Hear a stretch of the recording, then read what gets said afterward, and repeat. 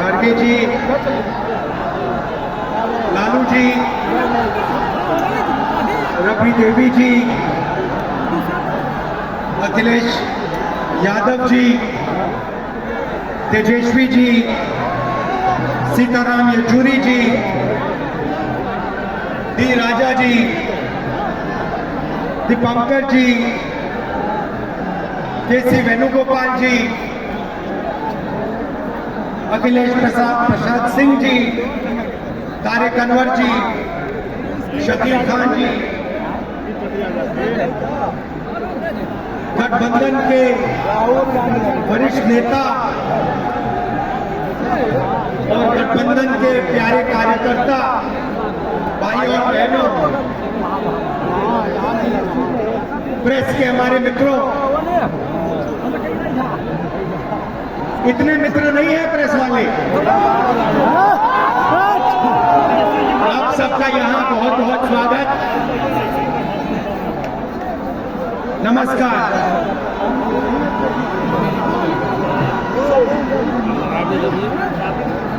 देश में जब भी बदलाव आता है वो बिहार में तूफान शुरू होता है। यहां से तूफान बाकी प्रदेशों में जाता है। ये बिहार जो है देश की राजनीति का नर्व सेंटर है, यहां से ही शुरुआत होती है। आज देश में विचारधारा की लड़ाई है। एक तरफ नफरत, हिंसा, अहंकार और दूसरी तरफ मोहब्बत, भाईचारा और एक दूसरे की इज्जत। जैसे मैंने यात्रा में कहा, अगर आप गठबंधन को समझना चाहते हो, एक लाइन में समझा जा सकता है, नफरत के बाजार में मोहब्बत की दुकान खोलते हैं।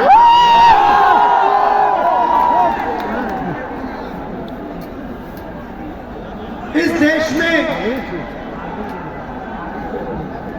नफरत क्यों फैल रही है? ये नफरत का देश नहीं है, आप सब जानते हो।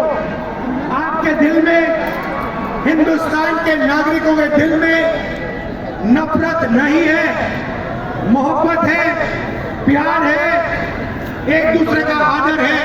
तो सवाल उठता है कि इस देश में नफरत क्यों फैल रही है?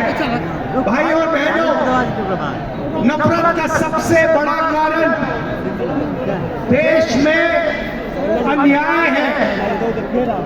अन्याय, युवाओं के खिलाफ अन्याय, आप सबके खिलाफ अन्याय, किसानों के खिलाफ अन्याय, सामाजिक अन्याय, आर्थिक अन्याय। प्रधानमंत्री जी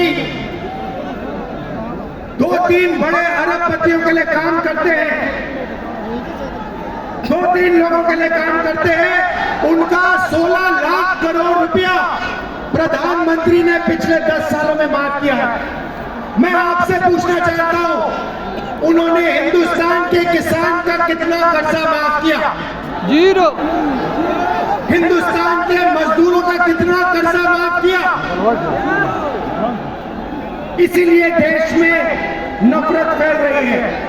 40 साल से सबसे ज्यादा बेरोजगारी आज हिंदुस्तान में है। क्यों? क्योंकि बीजेपी ने छोटे व्यापारियों को, किसानों को, स्मॉल और मीडियम वाले बिजनेसेस को नष्ट कर दिया है। एक तरफ नोटबंदी की, दूसरी तरफ जीएसटी लागू की। नतीजा ये हुआ जो लोग इस देश को रोजगार देते हैं, छोटे बिजनेस वाले, स्मॉल और मीडियम बिजनेस वाले, उन सब का काम बंद हो गया। जहां भी देखो बड़े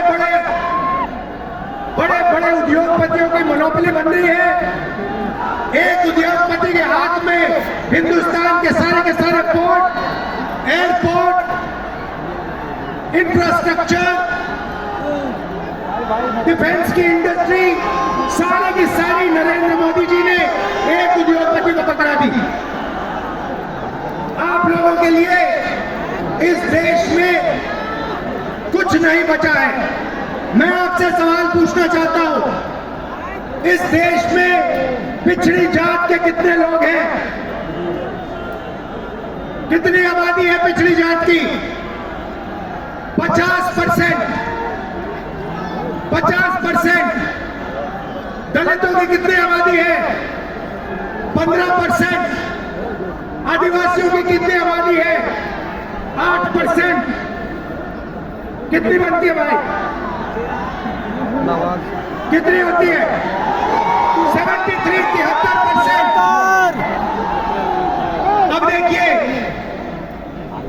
73% में से हिंदुस्तान की सबसे बड़ी कंपनियों में उनकी मालिकों की लिस्ट निकालिए, आपको एक व्यक्ति नहीं मिलेगा 73% वाला।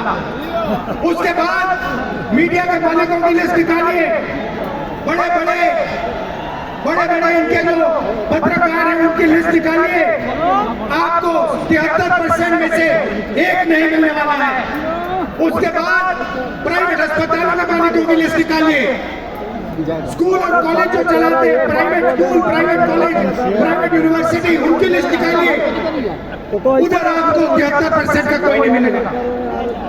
उसके बाद जो हिंदुस्तान को 90 ब्यूरोक्रेट चलाते हैं वाले, उनकी लिस्ट निकालिए, उधर आपको 3 पिछड़े वर्ग के लोग मिलेंगे, 3 दलित मिलेंगे और 1 आदिवासी मिलेगा।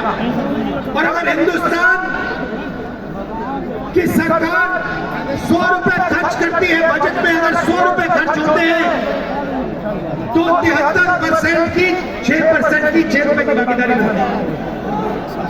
तो ये जो 73% है, और उसमें अगर आप जोड़ना चाहते हो तो गरीब जनरल कास्ट के लोगों को भी जोड़ लो। इनके लिए इस देश में कोई रास्ता नहीं बचा है। पहले क्या होता था? पहले पब्लिक सेक्टर होता था, उसमें गरीबों को रास्ता मिलता था, नौकरी मिल जाती थी, सरकार में रोजगार मिल जाता था, जैसे बिहार में तेजस्वी जी ने काम किया, जैसे छत्तीसगढ़ में हमने किया, कर्नाटक में, तेलंगाना में हम कर रहे हैं। मगर नरेंद्र मोदी जी ने ये सारे के सारे रास्ते बंद कर दिए। सेना में आप जाते थे, वहां अग्निवीर लागू कर दिया। अब देखना, अग्निवीर लागू किया, और अग्निवीर में पहली बार इस देश में 2 तरीके के शहीद होंगे। एक शहीद होगा, उसको शहीद का दर्जा मिलेगा, उसे पेंशन मिलेगी, उसे कैंटीन मिलेगी, और उसे गांव में, शहर में आदर मिलेगा। दूसरा शहीद होगा, अग्निवीर होगा, वो शहीद होगा, उसे शहीद का दर्जा नहीं मिलेगा, उसको पेंशन नहीं मिलेगी, उसको कैंटीन नहीं मिलेगी, और उसको ट्रेनिंग भी सही नहीं मिलेगी।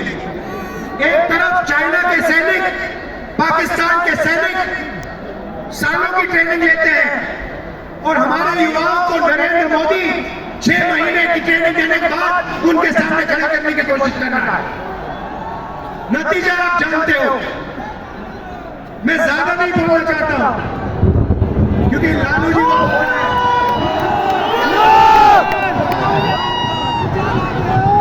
लालू जी को बोलना है, मगर मैं सिर्फ ये कहना चाहता हूं, बीजेपी के लोगों को गलतफहमी में नहीं होना चाहिए। हम लोग बीजेपी से, आरएसएस से नहीं डरते। हमें कोई फर्क नहीं पड़ता। हम देश के लिए लड़ते हैं, हम देश के लिए मरने के लिए तैयार हैं, और हम बीजेपी को, आरएसएस को यहां से हटा के इंडिया की सरकार बना